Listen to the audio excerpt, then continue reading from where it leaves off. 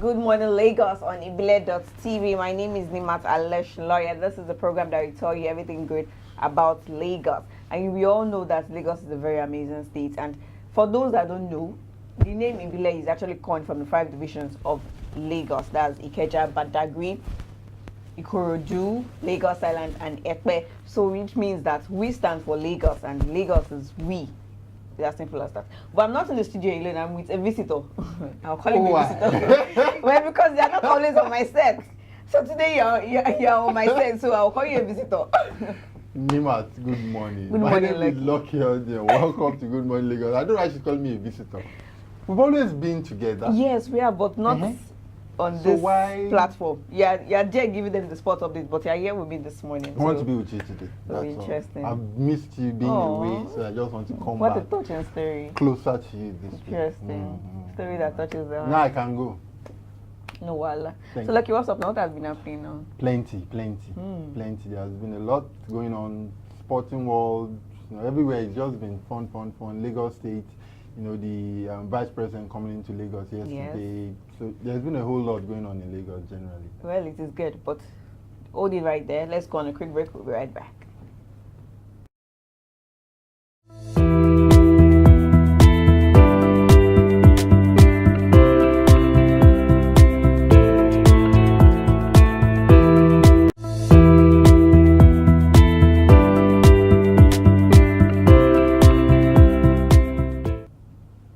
Welcome back. Welcome back. Starting off with the headlines for today is the Punch newspaper. And on it we have the Senate makes a U-turn, lift embargo on Buhari's appointment. What appointment was that? Well, the embargo.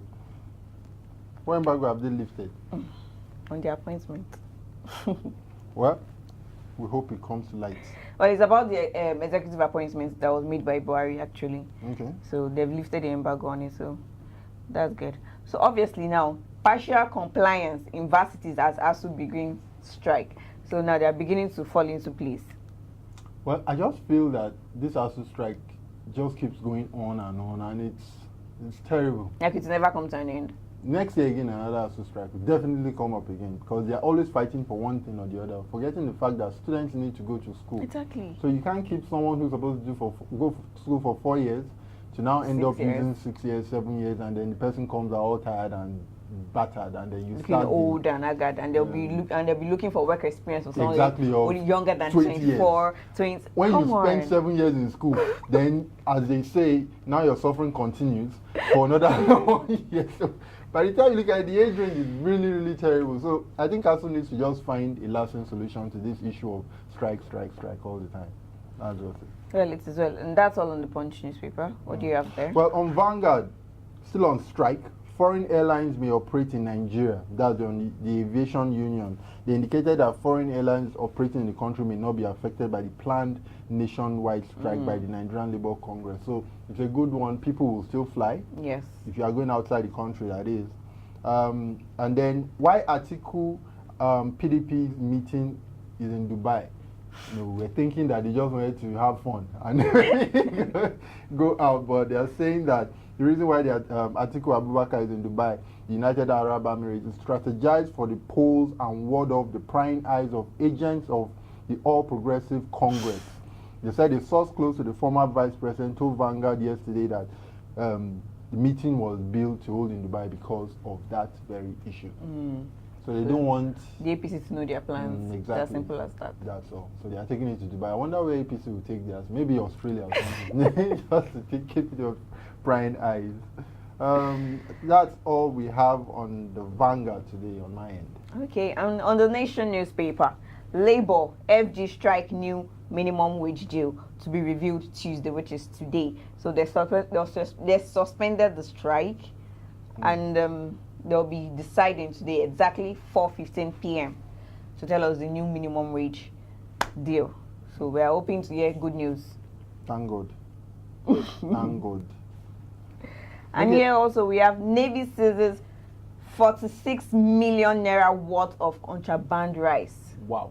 And Christmas is just around the corner. That is the essence of the rice. Because of Christmas. But now that they have seized the rice.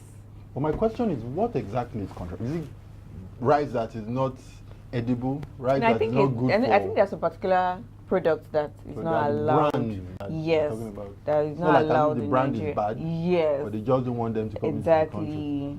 But rice is rice now. Rice is Rice is rice. Oh God, moving on. All right.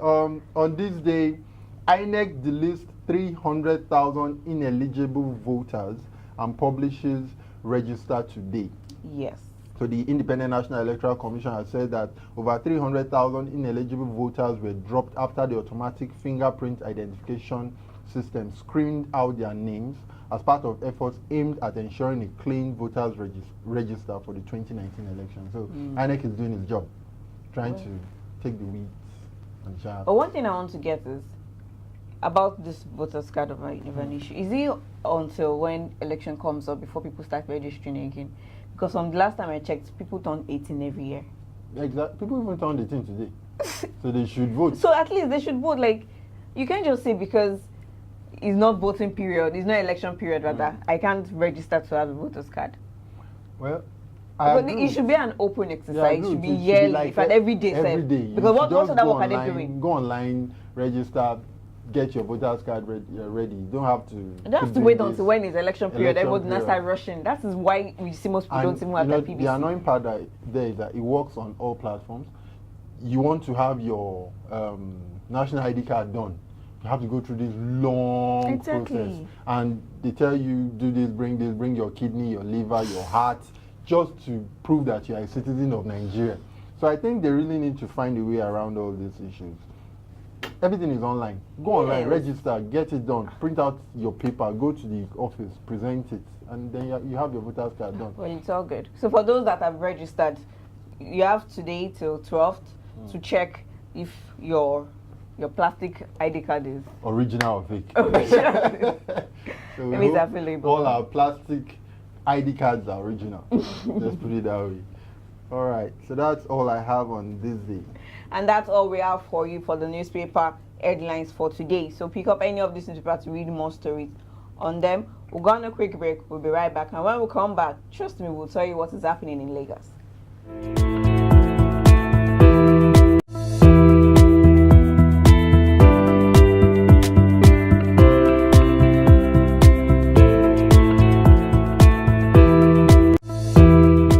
Welcome back to the What's Up Lagos segment, where we tell you what is going on with Lagos in particular. So now the Badagry School, Senior High School, wins maiden Code Lagos hackathon competition. Shark Bites, that's the name. Shark Bite Group has emerged winner of the maiden edition of the Code Lagos hackathon competition in the senior category.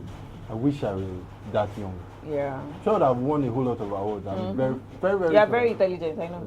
Very sure about that. I know. And you are brilliant too, I know. Yeah, it's just a pity that during our days. Exactly. You're not as brilliant as that. It's okay. No, they didn't give us things like Oh, this to do. okay. I don't know that's what you meant.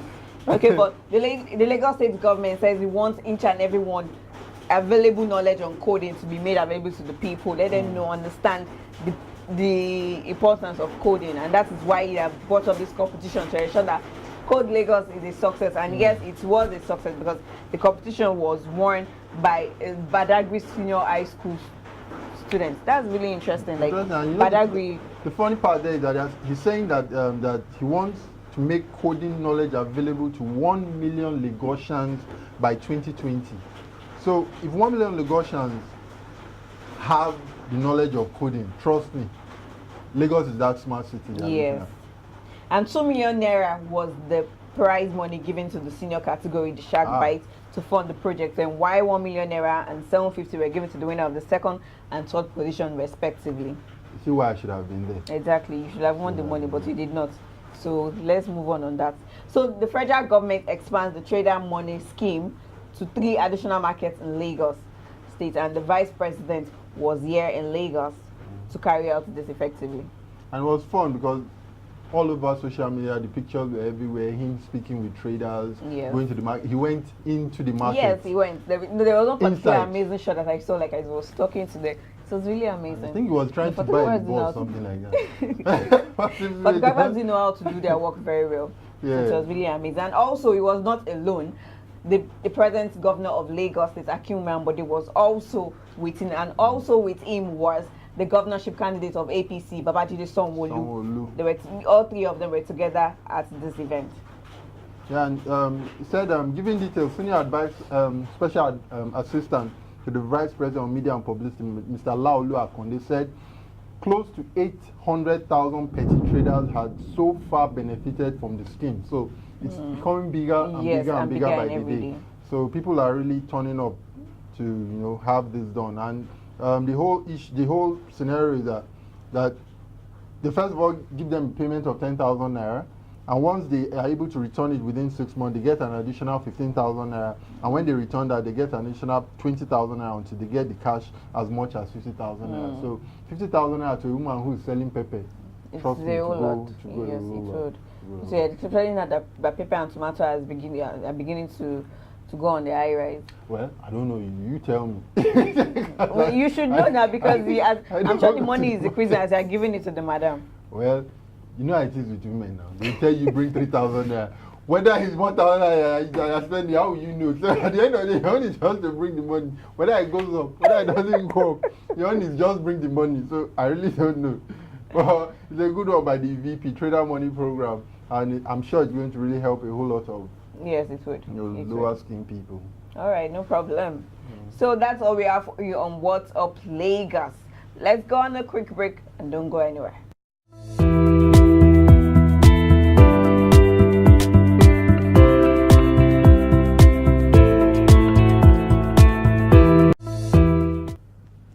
Good morning, my name is Lucky Audio and this is still Good Morning Lagos, and I'll be giving you the sports update today. Cup holders Super Falcons of Nigeria will spend 8 days at a training camp in Abidjan to perfect tactics and strategy for the defense of their continental title before arriving in Ghana for the 11th Women's African Cup of Nations finals. The team, which has been camping at the magnificent Jubilee Chalet and resort in Ekpenia, Lagos, courtesy of the Lagos State government for the past few weeks, we traveled aboard an Air Ivoria flight that's this morning to the Ivorian capital. Head coach Thomas Denaby on Monday unveiled the list of 23 players who will make the trip to the world-renowned ASEC Memusa FC Academy, so Benin, where 2 players will drop for a final squad of 21 who will make the trip to the Cape Coast. Moving on, CAF has unveiled categories for the 2018 CAF Awards following a meeting of its organizing committee. A statement on the CAF website on Monday revealed 11 accolades, both individual and collective, to be won on the award night, as nominees will be selected based on their performances from February 2018 to November 2018. The winners for the African Player of the Year and Women's Player of the Year will be decided by the following: the CAF Technical and Development Committee, media experts, legends, coaches of the quarter-finalists of the CAF Champions League and CAF Confederations Cup, coaches and captains of the 54 member associations. And finally, Liverpool manager Jurgen Klopp has deliberately excluded Switzerland international Xherdan Shaqiri from the Reds squad to face Serbia side Red Star Belgrade in their Tuesday Champions League Group C clash at the Ratko Mladic Stadium in Belgrade. And he explains that the decision was taken to save the club a possible distraction as a result of political tension in the region. That's all we have on Sports Update for today. I'll be looking at what the weather is saying today in Lagos. We'll be right back.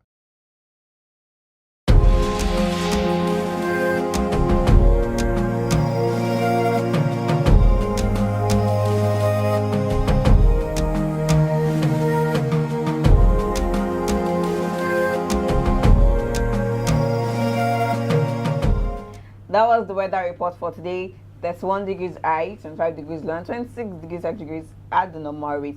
A whole lot of thunderstorm. No, I can even hear it. Right it takes you back to your childhood when you run under the bed. So that's how it is in Lagos right now. Yes. So I don't need to tell you that there's probability of rain because there's obvious probability of rain. Definitely. Going on. Okay, so that's for the weather report for today. Lucky. Trade fair. It's all about trade fair right now. It's ongoing. It's at the TBS. It's happening, and there is no music.